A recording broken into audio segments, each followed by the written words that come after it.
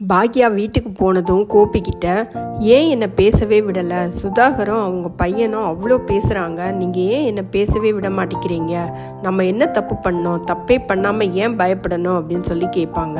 கோபி என்ன சொல்வாருன்னா, கொஞ்சம் பொறுமையாக இரு பாக்யா, எல்லாத்தையும் நானே சரி பண்ணுறேன், பண்ணினதெல்லாம் நானும் எங்கள் அம்மாவும் தானே, நாங்கள் தான் அவசரப்பட்டு இந்த கல்யாணத்தை பண்ணிட்டோம், நீ சொல்லும்போது அதை கேட்டிருக்கணும், கண்டிப்பாக இதை பண்ணியிருந்திருக்க கூடாது, நம்ம பொண்ணு இனியா அங்கே இருக்கிறத மனசில் வச்சுக்கிட்டு தான் நான் உன்னை பேச வேண்டான்னு சொன்னேன், கொஞ்சம் பொறுமையாக இரு, எல்லாத்தையும் நானே சரி பண்ணுறேன் அப்படின்னு சொல்லிக்கிட்டு இருப்பாரு. எங்கேருந்து இங்கே பொறுமையாக இருக்கிறது, ஒரு ரெஸ்டாரண்ட் போனால் இன்னொரு ரெஸ்டாரண்ட் ஆரம்பித்து நம்ம முன்னுக்கு வந்துக்கலாம், அந்த தைரியமும் எனக்கு இருக்குது, ஆனால் இது நம்ம பொண்ணோட வாழ்க்கைங்க, இதெல்லாம் நான் பார்த்துக்கிட்டு சும்மா இருக்க முடியாது, உண்டு இல்லைன்னு பண்ணிடுவேன் அப்படின்னு சொல்லிட்டு இருப்பாங்க. அதுக்குள்ளே ஈஸ்வரி அங்கே வந்துடுவாங்க. ஈஸ்வரி என்னன்னு கேட்பாங்க. கோபி பாக்யா கிட்ட ஜாடையில் நீ சொல்லாத அப்படின்னு சொல்லிட்டு சொல்லுவாங்க. பாக்யாவும் சொல்ல மாட்டாங்க. பாக்யாவோட ரெஸ்டாரண்ட்டை பற்றி தான் பேசிக்கிட்டு இருக்கோம், அந்த கடையில் தான் பிரச்சனை அப்படின்னு சொல்லி அனுப்பிச்சி விட்டுருவாங்க. இனியா வீட்டில் நிதிஷோட அம்மா ரொம்பவே கோபமாக இருப்பாங்க. சுதாகர் கிட்ட ஏன் அவங்க வந்து பேசுகிறாங்க, எனக்கு ஒன்றுமே புரியலைங்க, அண்ணனை தப்பெல்லாம் இவங்க பண்ணிட்டு இவங்க நல்லவங்க மாதிரி இங்கே வந்து பேசிட்டு போகிறாங்க அப்படின்னு சொல்லிட்டு கேட்பாங்க. இதுக்கு இடையில சுதாகர் இனியாவை வர சொல்வாரு. இனியா வந்ததும் இனியா கிட்ட உங்க அம்மா அப்பா கிட்ட எல்லா விஷயத்தையும் நீ சொல்லாத இனியா, உனக்கு என்ன பிரச்சனையா இருந்தாலும் நீ என்கிட்ட சொல்லு, நீ வேலைக்கு போகணும்னு சொன்னேல, ரெஸ்டாரண்ட் வேலையெல்லாம் பண்ண வேண்டாம், நீ ஏற்கனவே செஞ்சுக்கிட்டு இருக்கிற வேலைக்கே நீ போ அப்படின்னு சொல்லிடுவாரு. இதை கேட்ட இனியாவுக்கு ரொம்ப சந்தோஷமாயிடும். ஆமாம் அங்கிள், நான் லீவில் தான் இருக்கிறேன், நான் வேலையில் திரும்ப ஜாயின் பண்ணிக்கிறேன், ரொம்ப தேங்க்ஸ் அங்கிள் அப்படின்னு சொல்லிட்டு போயிடுவாங்க. உடனே பாக்யாவுக்கு ஃபோன் பண்ணி விஷயத்த சொல்லுவாங்க.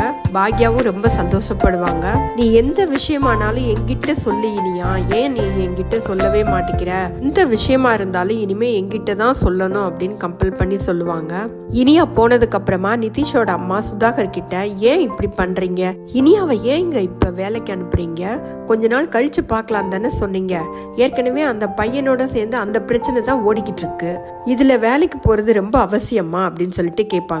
இனியா அந்த பையன் கூட பழகிறத மறைச்சு கல்யாணம் பண்ணவங்க அவங்க, அது எப்படிங்க அப்படி மறைச்சு கல்யாணம் பண்ணலாம் அவங்க அப்படின்னு சொல்லுவாங்க.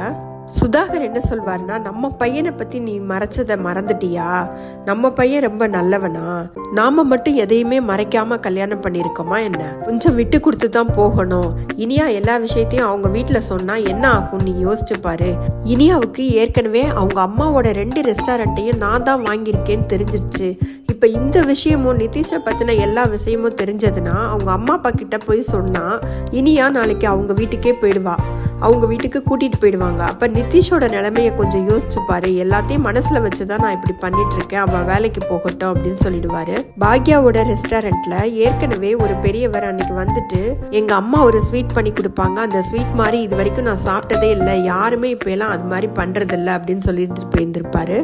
பாக்யா அந்த ஸ்வீட்டை என்னால் பண்ண முடியும், நான் செய்கிற அன்னைக்கு நான் உங்களை கூப்பிட்றேன் அப்படின்னு சொல்லியிருந்திருப்பாங்க. இன்னைக்கு தான் அந்த ஸ்வீட்டை பண்ணிக்கிட்டு இருப்பாங்க. அவங்கள வர சொல்லியிருப்பாங்க. அந்த பெரியவரும் அவங்க வீட்டில் உள்ள அவங்க பையனும் மருமகளும் 3 பேருமே வருவாங்க. அந்த டயத்தில் வார்டு கவுன்சிலரும் அவங்களோட ஆட்களும் அங்கே உட்காந்து சாப்பிட்டுக்கிட்டு இருப்பாங்க. நீங்கள் எதை கேட்டாலும் இல்லைன்னு தானே சொல்ல போகிறீங்க, இருக்கிறத வைங்க அப்படின்னு சொல்லிட்டு சாப்பிட்டுட்டு இருப்பாங்க. என்னம்மா காமெடி பண்ணிக்கிட்டு இருக்க அப்படின்னு சொல்லி கிண்டல் பண்ணிக்கிட்டு இருப்பாரு இந்த வார்டு கவுன்சிலரு. அந்த நேரத்தில் அந்த பெரியவரும் அவங்க வீட்டு ஆளுங்களும் அங்கே சாப்பிட்றதுக்கு வருவாங்க.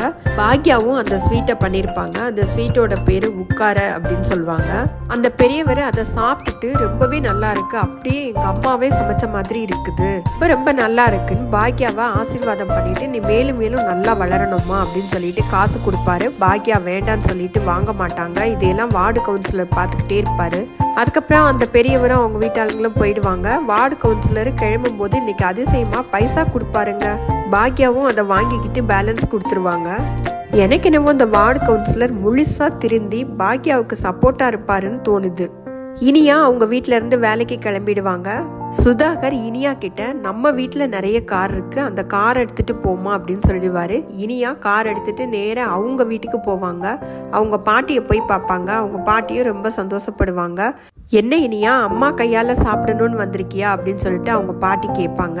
அதுக்கு இனியா ஆமா அம்மா கையால சாப்பிட்டுட்டு அப்படியே அம்மா கையாலேயே அம்மா செஞ்ச லஞ்சை எடுத்துட்டு போறேன் பாட்டின்னு ரொம்ப ஹாப்பியா சொல்லிட்டு அங்கே உட்காந்துருப்பாங்க. அதோட இன்னைக்கு எபிசோடு முடிஞ்சது.